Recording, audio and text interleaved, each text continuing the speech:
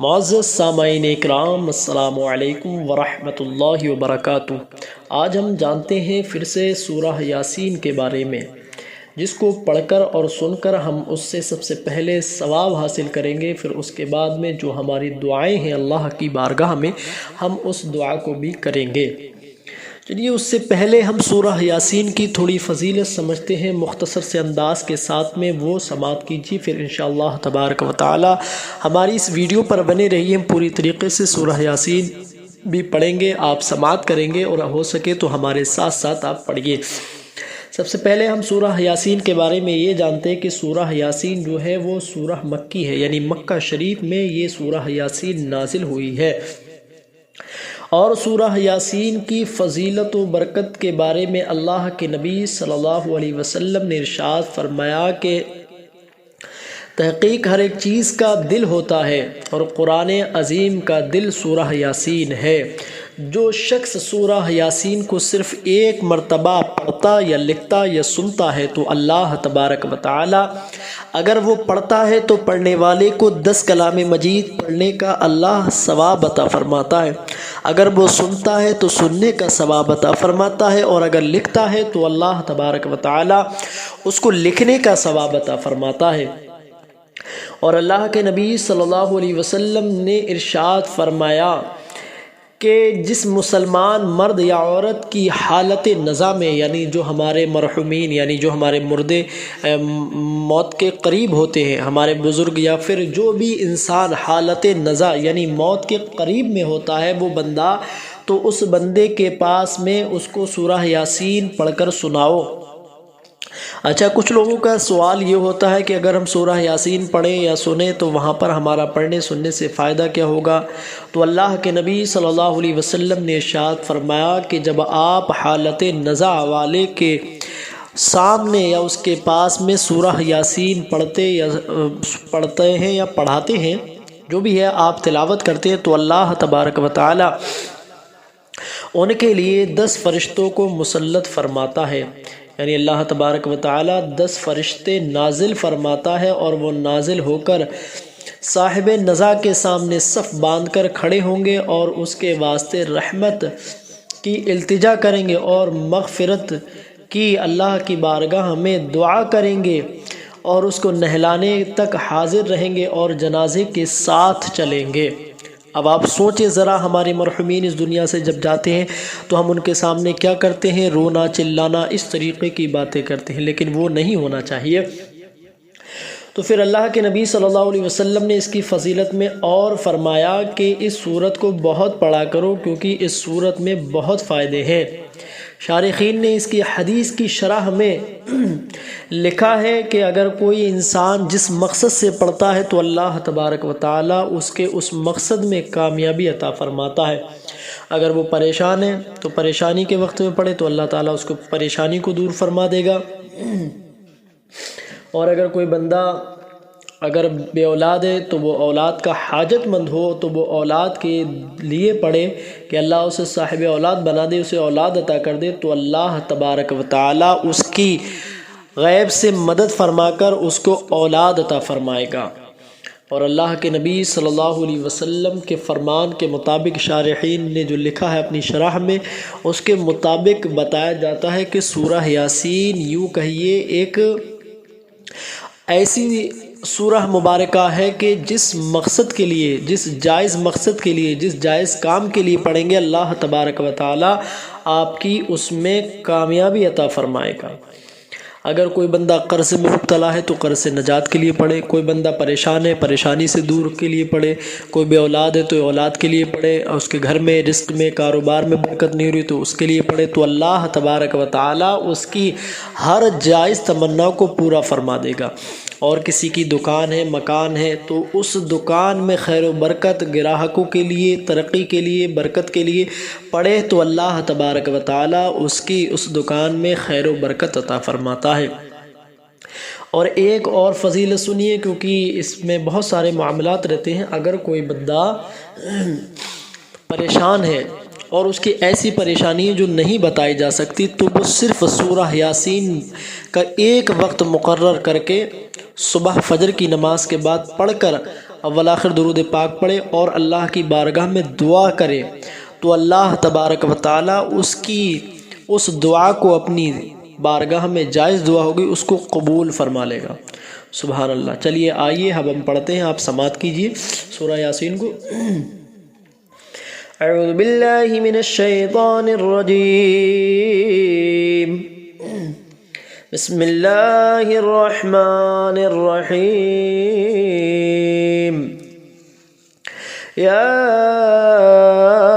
यासीन वल क़ुरआनिल हकीम इन्नका लमिनल मुरसलीन अला सिरातिम मुस्तक़ीम तंज़ीलल अज़ीज़िर रहीम लितुन्ज़िर क़ौमन मा उन्ज़िर आबाउहुम फ़हुम गाफ़िलून लक़द हक़्क़ल क़ौलु अला अक्सरिहिम फ़हुम ला युमिनून इन्ना जअलना फ़ी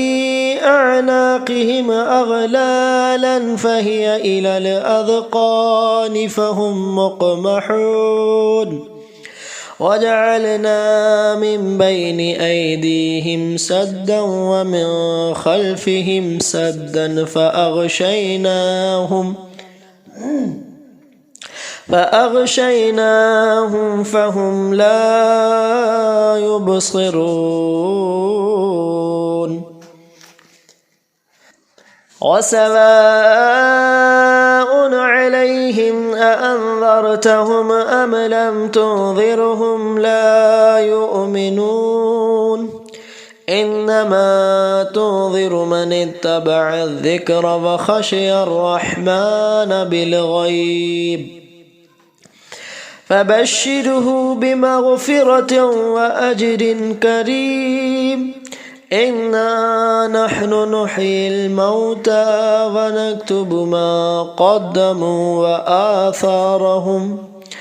व कुल्ल शैइन अहसैनाहु फ़ी इमामिन मुबीन वضرب लहुम मसलन अस्हाबल क़रियह إذ جاءها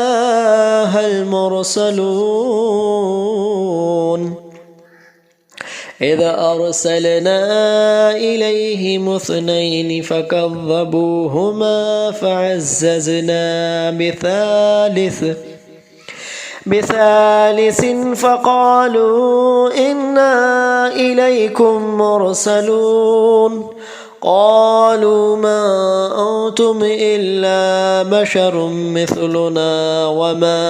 أنزل الرحمن من شيء إن أنتم إلا تكذبون قالوا ربنا يعلم إنا إليكم لمرسلون وما علينا إلا البلاغ المبين قالوا إنا تطيرنا بكم لئن لم تنتهوا لنرجمنكم وليمسنكم منا عذاب أليم قالوا طائركم معكم أئن ذكرتم بل أنتم قوم مسرفون وجاء من أقصى المدينة رجل يسعى قال يا قوم اتبعوا المرسلين اتبعوا من لا يسألكم أجرا وهم مهتدون وما لي لا أعبد الذي فطرني وإليه ترجعون أتخذ من دونه آلهة إن يردني الرحمن بضر لا تغن عني شفاعتهم شيئا ولا ينقذون إني إذا لفي ضلال مبين إني آمنت بربكم فاسمعون قيل ادخل الجنة قال يا ليت قومي يعلمون بما غفر لي ربي وجعلني من المكرمين وما أنزلنا على قومه من بعده من جود من السماء وما كنا منزلين إن كانت إلا صيحة واحدة فإذا هم خامدون يا حسرة على العباد ما يأتيهم من رسول إلا كانوا به يستهزئون ألم يروا كما أهلكنا قبلهم من القرون أنهم إليهم لا يرجعون وإن كل لما جميع لدينا محضرون وآية لهم الأرض الميتة أحييناها وأخرجنا منها حبا فمنه يأكلون وجعلنا فيها جنات من نخيل وأعناب وفجرنا فيها من العيون ليأكلوا من ثمره وما عملته أيديهم أفلا يشكرون سبحان الذي خلق الأزواج كلها مما تنبت الأرض ومن أنفسهم ومما لا يعلمون وآية لهم الليل نسلخ منه النهار فإذا هم مظلمون والشمس تجري لمستقر لها ذلك تقدير العزيز العليم والقمر قدرناه منازل حتى عاد كالعرجون القديم لا الشمس ينبغي لها أن تدرك القمر ولا الليل سابق النهار وكل في فلك يسبحون وآية لهم أنا حملنا ذريتهم في الفلك المشحون وخلقنا لهم من مثله ما يركبون وإن نشأ نغرقهم فلا صريخ لهم ولا هم ينقذون إلا رحمة منا ومتاعا إلى حين وإذا قيل لهم اتقوا ما بين أيديكم وما خلفكم لعلكم ترحمون وما تأتيهم من آية ربهم إلا كانوا عنها معرضين وإذا قيل لهم أنفقوا مما رزقكم الله قال الذين كفروا للذين آمنوا أنطعم من لو يشاء الله أطعمه إن أنتم إلا في ضلال مبين ويقولون متى هذا البعد إن كنتم صادقين ما ينظرون إلا صيحة واحدة تأخذهم وهم يخصمون فلا يستطيعون توصية ولا إلى أهلهم يرجعون ونفخ في الصور فإذا هم من الأجداث إلى ربهم ينسلون قالوا يا ويلنا من بعثنا من مرقدنا هذا ما وعد الرحمن وصدق المرسلون إن كانت إلا صيحة واحدة فإذا هم جميع لدينا محضرون فاليوم لا تظلم نفس شيئا ولا تجزون إلا ما كنتم تعملون إن أصحاب الجنة اليوم في شغل فاكهون هم وأزواجهم في ظلال على الأرائك متكئون لهم فيها فاكهة ولهم ما يدعون سلام قولا من رب رحيم وامتازوا اليوم أيها المجرمون ألم أعهد إليكم يا بني آدم ألا تعبدوا الشيطان إنه لكم عدو مبين وأن اعبدوني هذا صراط مستقيم ولقد أضل منكم جبلا كثيرا أفلم تكونوا تعقلون هذه جهنم التي كنتم توعدون اصلوها اليوم بما كنتم تكفرون اليوم نختم على أفواههم وتكلمنا أيديهم وتشهد أرجلهم بما كانوا يكسبون ولو نشاء لطمسنا على أعينهم فاستبقوا الصراط فأنى يبصرون ولو نشاء لمسخناهم على مكانتهم فما استطاعوا مضيا ولا يرجعون ومن نعمره ننكسه في الخلق أفلا يعقلون وما علمناه الشعر وما ينبغي له إن هو إلا ذكر وقرآن مبين لينذر من كان حيا ويحق القول على الكافرين أولم يروا أنا خلقنا لهم مما عملت أيدينا أنعاما فهم لها مالكون وذللناها لهم فمنها ركوبهم ومنها يأكلون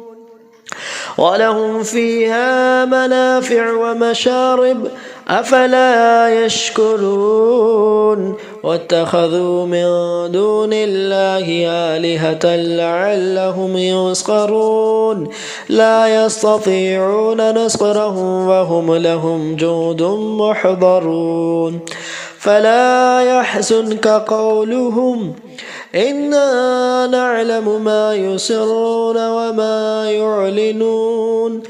أولم ير الإنسان أنا خلقناه من نطفة فإذا هو خصيم مبين وضرب لنا مثلا ونسي خلقه قال من يحيي العظام وهي الرميم قل يحييها الذي أنشأها أول مرة وهو بكل خلق عليم الذي جعل لكم من الشجر الأخضر نارا فإذا أنتم منه توقدون أوليس الذي خلق السماوات والأرض بقادر على أن يخلق مثلهم بلى وهو الخلاق العليم إنما أمره إذا أراد شيئا أن يقول له كن فيكون فسبحان الذي بيده ملكوت كل شيء وإليه ترجعون آمنت باللہ صدق اللہ العظیم۔ حضرات یہاں سے سورہ یاسین مکمل ہوئی۔ آئیے اب چھوٹی سی مختصر سی دعا کرتے ہیں۔ اللہ تبارک و تعالی جو ہم نے سورہ یاسین پڑھی ہے مولا اس میں جو غلطی اسے معاف عطا فرما۔ یا اللہ تبارک و تعالی اسے حضور کے وسیلے سے اپنی بارگاہ میں غلطیوں سے پاک صاف فرما کر قبول فرما۔ اس کا پڑھنا سننا سب سے پہلے ہم سب کے لیے ذریعہ نجات بنا۔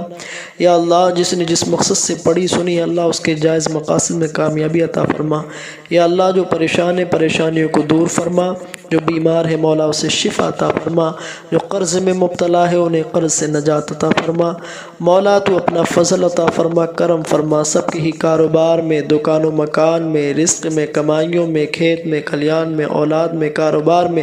برکت و ترقی اور میرے مولا رزق میں زیادتی عطا فرما۔ مولا حالات ہندوستان کو بہتر عطا فرما، آپس میں اتفاق و اتحاد، دلی محبت کے ساتھ بغض و کینہ سے دور رہ کر ہم سب کو زندگی گزارنے کی توفیق عطا فرما۔ یا اللہ ہم سب پر اپنا فضل عطا فرما۔ وصلی اللہ تعالی علی خیر خلقہ و نور عرشہ محمد وآلہ وصحبہ اجمعین برحمتک یا ارحم الراحمین۔ ویڈیو کو لائک شیئر ضرور کر دیں، چینل کو سبسکرائب کر دیں، حوصلہ افزائی کے لیے اچھا سا کمنٹس کر دیں اور اس کو چینل کو سبسکرائب کرے رہیں۔